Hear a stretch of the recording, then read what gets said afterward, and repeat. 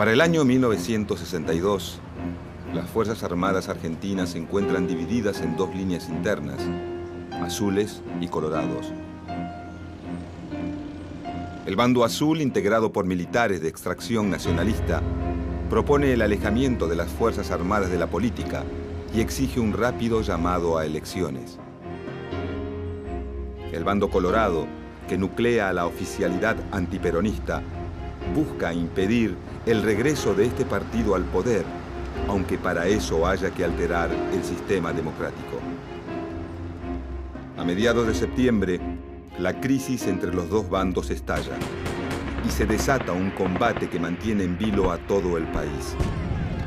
Durante 4 días, los habitantes de Buenos Aires asisten a un desfile de unidades blindadas y tanques de guerra que toman posiciones en puntos estratégicos de la ciudad. Finalmente, el 22 de septiembre, azules y colorados se enfrentan en Plaza Constitución, Parque Chacabuco y en la Escuela de Mecánica del Ejército. Esa misma noche, el Comando Colorado se rinde y el presidente de la República, José María Guido, designa comandante en jefe del ejército al líder del bando azul, el general Juan Carlos Onganía. No se trata de un hecho menor. El ejército argentino se ha convertido en un actor fundamental de la política argentina y sus disputas internas repercuten de forma directa en los destinos del país.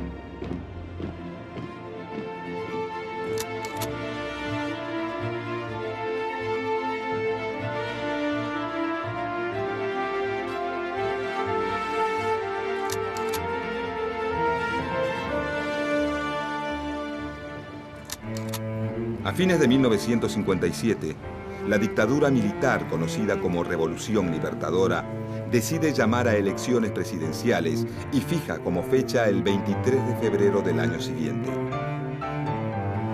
Para ese momento, el peronismo, partido político mayoritario de la República Argentina, se encuentra proscripto y su máximo líder, el teniente general Juan Domingo Perón, exiliado.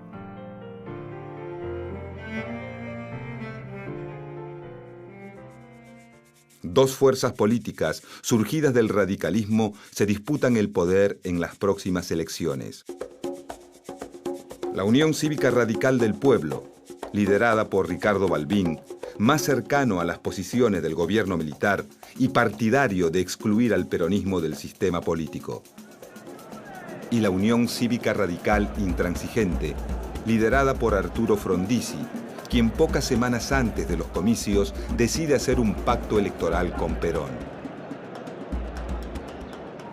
Mediante el pacto Perón-Frondizi, el candidato intransigente promete levantar la proscripción del partido peronista siempre y cuando Perón le garantice el voto de sus seguidores.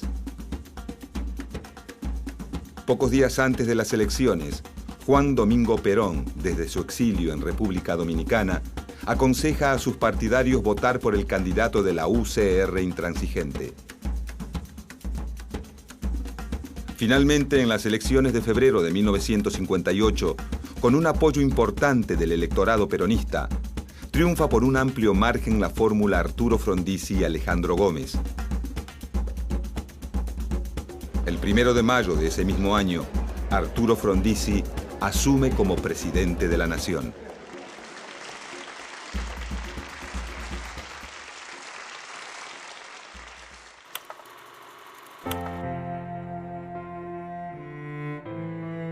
Arturo Frondizi es un político e intelectual de sólida trayectoria, a quien muchos ven como la alternativa no peronista para una política de crecimiento basada en el desarrollo industrial. Su partido gobierna todas las provincias y tiene mayoría en ambas cámaras del Congreso. Pero su gobierno sufre de una profunda debilidad política, ya que las Fuerzas Armadas y el radicalismo del pueblo, desde el primer día, se dedican a obstruir su labor de gobierno. Ante este escenario político desfavorable, Frondizi decide actuar con rapidez. En sus primeros meses de gobierno otorga un aumento de salarios del 60%, dicta leyes que favorecen la erradicación de capitales extranjeros, firma acuerdos de explotación petrolera con empresas europeas y norteamericanas y estimula inversiones en áreas consideradas estratégicas, como la celulosa, la energía y las industrias automotriz y siderúrgica.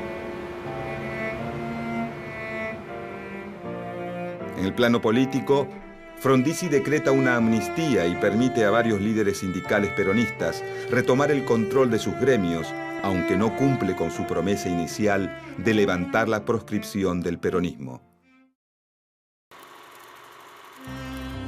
En poco tiempo, las políticas desarrollistas impulsadas por Frondizi hacen que la economía argentina crezca de manera notable. Pero el aumento de la actividad industrial genera una masiva importación de insumos que rápidamente se traduce en inflación y déficit en la balanza de pagos. Con el fin de controlar esta situación, el gobierno pide un préstamo al Fondo Monetario Internacional y lanza un plan de ajuste que incluye fuertes medidas de austeridad. Pero los meses pasan y la crisis no cede. Presionado por los sectores militares, Frondizi nombra como ministro de Economía a Álvaro Alzogaray. A pocos días de asumir, el nuevo ministro devalúa la moneda, congela los salarios y reduce el control del Estado sobre la actividad privada. Estas medidas reducen el poder adquisitivo de los trabajadores y provocan un rápido aumento del desempleo. En cuestión de meses, el conflicto con el movimiento obrero estalla.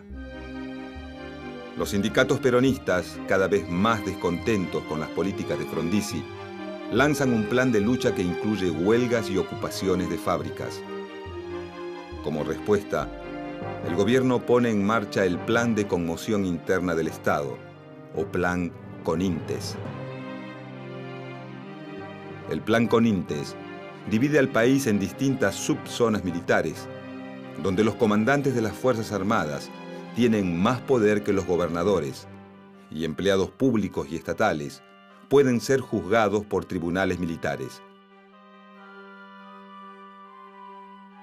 Respaldado por este plan, el gobierno de Frondizi autoriza a reprimir militarmente toda huelga o conflicto obrero. Al mismo tiempo interviene los sindicatos y ordena el despido de los delegados más combativos. Esta actitud termina por alejar definitivamente a Frondizi del peronismo, que deja de ser el aliado díscolo de su gobierno para convertirse en su opositor más decidido. A medida que el conflicto entre Arturo Frondizi y el peronismo avanza, otro sector entra en crisis con el gobierno. Desde los inicios de su mandato, las presiones de los militares se llevan a cabo con una frecuencia casi cotidiana. Estas presiones, conocidas como planteos, tienen como principal objetivo impedir el resurgimiento del peronismo. Pero con la llegada de los años 60, los militares argentinos orientan su atención hacia un nuevo enemigo. El 1 de enero de 1959, un grupo de jóvenes revolucionarios toman el control de la ciudad de La Habana, Cuba, poniendo fin a la dictadura de Fulgencio Batista en ese país. Con el pasar de los meses, el gobierno revolucionario cubano, dirigido por figuras como Fidel Castro y Ernesto Che Guevara, va virando de una postura nacionalista hacia tendencias más socialistas. Este cambio enciende la alarma del gobierno de los Estados Unidos, que teme un avance del comunismo sobre el continente americano. Inmediatamente el presidente John Fitzgerald Kennedy hace un llamado a sus pares continentales para que condenen y aíslen al país caribeño. Arturo Frondizi, si bien coincide en varios aspectos con la política exterior norteamericana, decide no sumarse a esta iniciativa e incluso en 1961 mantiene una entrevista secreta con el Che Guevara. La decisión de Frondizi de no sumarse al boicot a Cuba reavivan las sospechas de las Fuerzas Armadas, que aumentan la frecuencia de sus planteos hasta obligar al presidente a romper relaciones con el gobierno revolucionario cubano.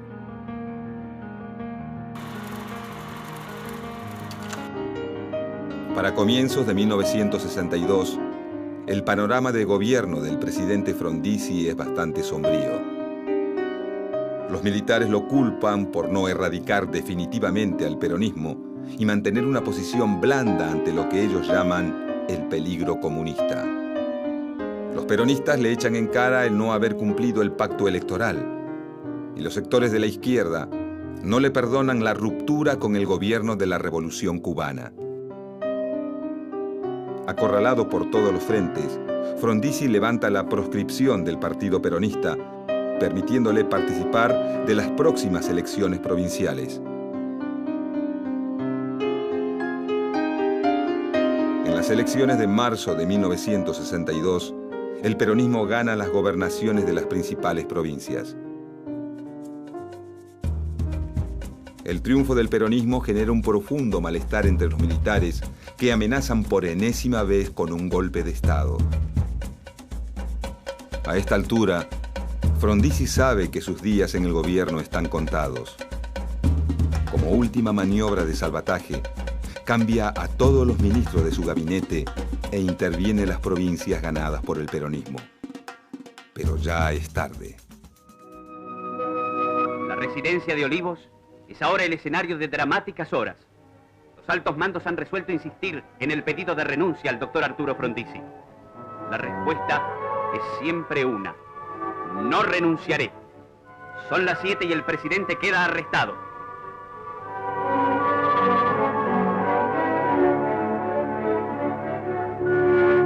A las 7:46, en su automóvil oficial y escoltado por otros coches donde viajan altos jefes de las tres armas, se dirige al sitio prefijado, el Aeroparque.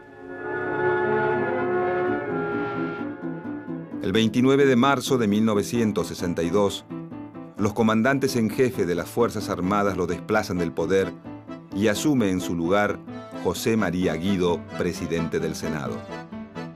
Esa misma noche, Arturo Frondizi es detenido y confinado en la isla Martín García, siguiendo el camino iniciado años atrás por Hipólito Yrigoyen y Juan Domingo Perón.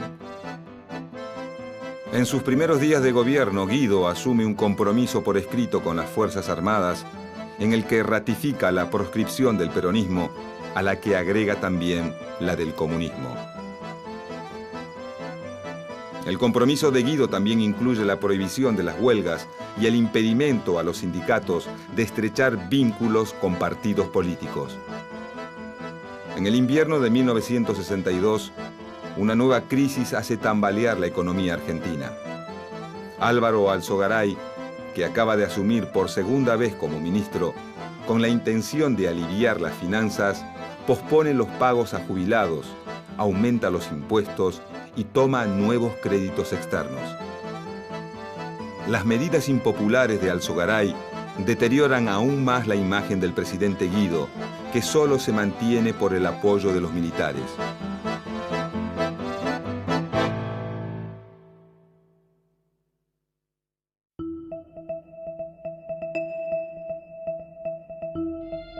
En septiembre de 1962, estalla una crisis entre los militares. Finalmente, los sectores nacionalistas del ejército deciden separarse de los oficiales antiperonistas que participaron en el golpe del 55. La crisis desemboca rápidamente en un conflicto armado que se da a conocer como el enfrentamiento entre azules y colorados. Los colorados quieren evitar a toda costa el regreso del peronismo, al que consideran un movimiento sectario y violento que puede dar lugar al ascenso del comunismo. Por su parte, los azules proponen el alejamiento de los militares de la política, ya que ésta solo ha conseguido dividir a las Fuerzas Armadas. Guido primero da su apoyo a los colorados, pero 2 días después, ante la superioridad bélica de los azules, cambia de opinión. Finalmente, el 22 de septiembre de 1962, los azules consiguen la rendición de los colorados y el presidente Guido designa a su líder, el general Juan Carlos Onganía, comandante en jefe del ejército. La rápida reacción de Guido ante el conflicto entre azules y colorados logra un período de paz que dura unos pocos meses hasta que una crisis internacional vuelve a desatar la disputa entre ambos bandos.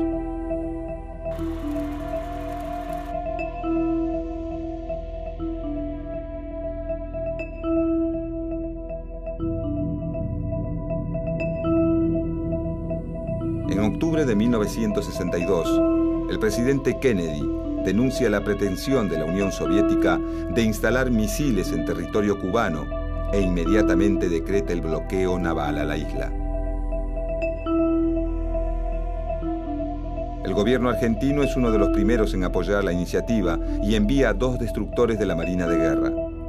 Al mismo tiempo, el jefe de la Fuerza Aérea Argentina, sin consultar con el presidente, compromete a título personal la participación de su arma.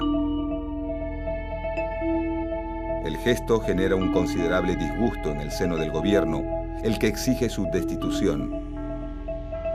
La destitución del jefe de la Fuerza Aérea aviva los ánimos del bando colorado.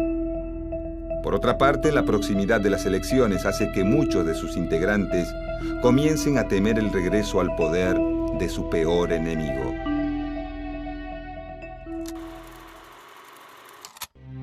En abril de 1963, estalla un nuevo levantamiento militar, esta vez colorado, en el que también participa la Marina junto a sectores del Ejército y la Fuerza Aérea.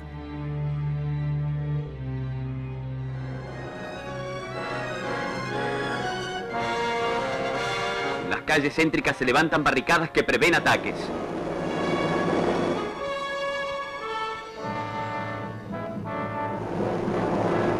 Onganía, comandante en jefe del ejército, se pone al frente de la represión.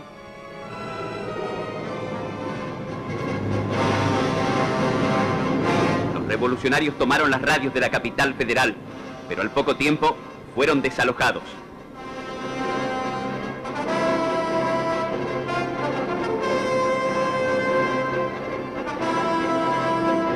A la hora 15 del mismo día, el aeroparque en poder de los rebeldes se rinde ante las fuerzas del gobierno. Al promediar la tarde, Campo de Mayo acude a un dramático llamado. Lo lanza el regimiento C8 de Magdalena, que imprevistamente es bombardeado por aviones de la Marina sublevada.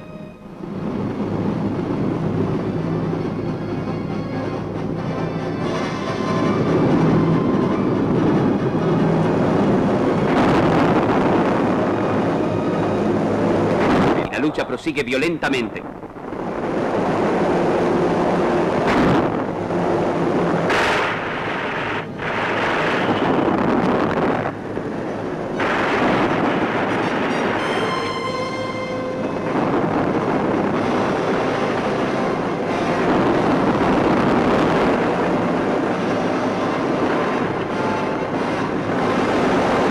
Naval no cesa en su hostigamiento.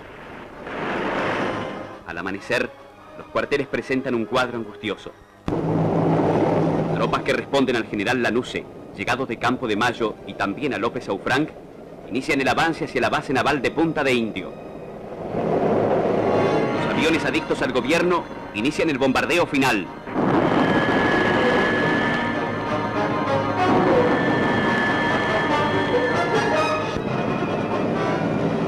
Infantes de Marina se rinden.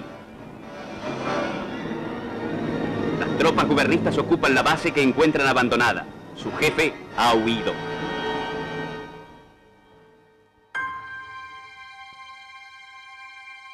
La violencia de este último enfrentamiento deja un saldo de 24 muertos y más de 80 heridos. Y hace que los líderes de ambos bandos reconsideren sus posiciones. Si no quieren seguir enfrentándose, deben cambiar de raíz el sistema político. Y ese cambio solo puede ser posible con la proscripción definitiva del peronismo. Las elecciones de julio de 1963 constituyen una prueba, tanto para el gobierno de Guido, que busca la extinción total del peronismo, como para el Partido Peronista, que pone en juego su capacidad de supervivencia. Para esta época, varios dirigentes sindicales peronistas intentan pasar por alto la autoridad de Perón e imponer sus propios candidatos. Perón, al ver cuestionado su liderazgo, desautoriza a estos dirigentes e impone la candidatura a presidente de Vicente Solano Lima. El gobierno de Guido, amparado en la legislación de 1955, impide participar de las elecciones a la fórmula de Solano Lima. Ante esta nueva prohibición, Perón llama a sus seguidores a votar en blanco. Llegada la fecha de los comicios, la contienda se termina dirimiendo entre Arturo Humberto Illia, candidato por la Unión Cívica Radical del Pueblo, Oscar Allende, candidato por el radicalismo intransigente, y el expresidente de facto Pedro Eugenio Aramburu, candidato por la Unión del Pueblo Argentino, o UDELPA, partido político que representa al sector más duro del antiperonismo. Finalmente, en las elecciones de julio de 1963, Arturo Illia es elegido presidente de los argentinos con tan solo el 25% de los votos. Illia no es la figura más fuerte de su partido. La razón de su candidatura tiene que ver con que Ricardo Balbín, principal líder de la UCR del Pueblo, intuye que cualquier gobierno que surja de estas elecciones va a tener muy poco poder. Desde el día de su asunción, Illia busca darle un papel fundamental al Congreso y las instituciones republicanas. Pero su intención choca con la realidad de un país prácticamente gobernado por el ejército y en el cual tiene mucho peso las principales corporaciones, como los sindicatos. En el aspecto económico, el gobierno de Illia aspira a acentuar el rol activo del Estado. Durante su periodo, se impulsa una ley para bajar el costo de los medicamentos y se anulan todos los contratos petroleros firmados bajo el gobierno de Frondizi con la intención de renegociarlos. La ley de medicamentos y la anulación de los contratos petroleros le granjean rápidamente a Illia la antipatía de desarrollistas y liberales, además de provocar un profundo descontento al gobierno norteamericano.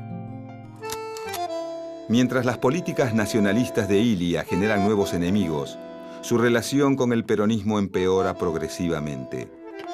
La intención del gobierno de controlar los fondos sindicales e interferir en las elecciones internas de la CGT desata una ola de huelgas y ocupaciones de fábricas que paralizan al país durante un mes y medio.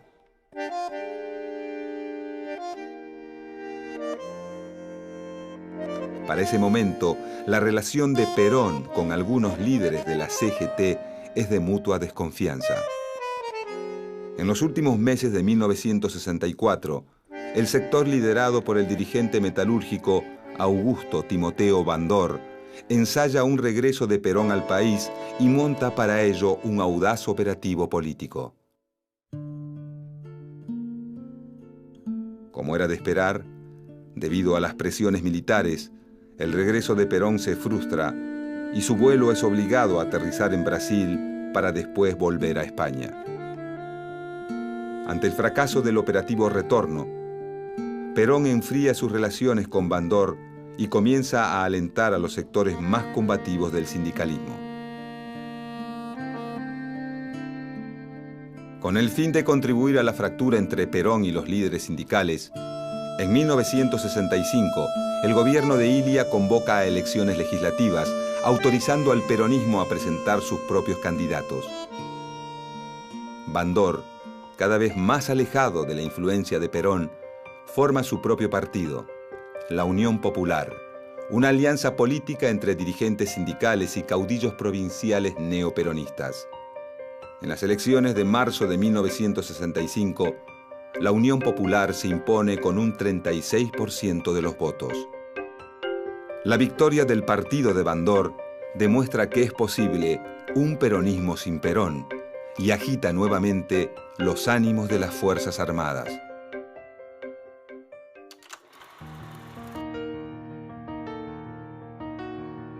Durante el gobierno de Illia, las relaciones entre el ejército argentino y el Departamento de Estado norteamericano se vuelven cada vez más estrechas.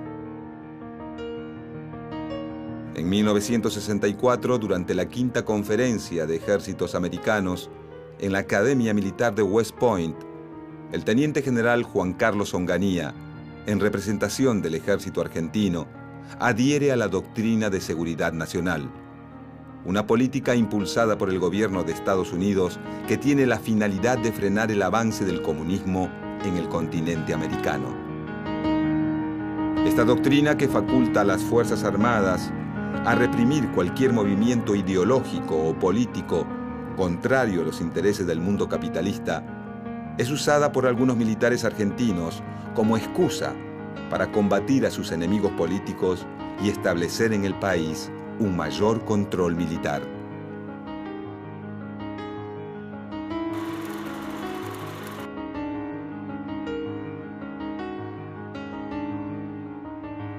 Para fines de 1965, la figura de Arturo Illia está totalmente debilitada. Una campaña de prensa fogoneada por el sector azul de las Fuerzas Armadas y los sectores más conservadores de la Iglesia y el empresariado insiste en mostrarlo como lento, ineficaz y falto de energía. A la vez, intenta imponer la figura del general Onganía como el hombre fuerte de Argentina, el único con la capacidad suficiente para solucionar sus problemas y combatir al comunismo. La campaña de prensa tiene un efecto inmediato sobre la opinión pública, y para mediados de 1966, el gobierno de Illia se encuentra al borde del abismo.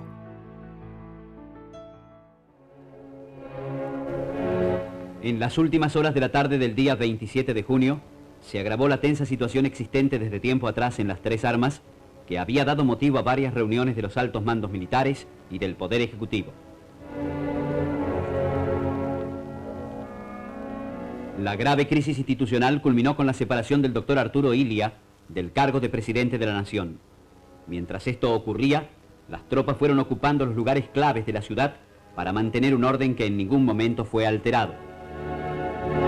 Los ministros, que habían sido llamados con urgencia, llegaron a la Casa de Gobierno para realizar una reunión de gabinete, a cuyo final todos presentaron sus renuncias. Al día siguiente, el expresidente abandonó la Casa de Gobierno, partiendo en un automóvil hacia la residencia de un hermano en la provincia de Buenos Aires.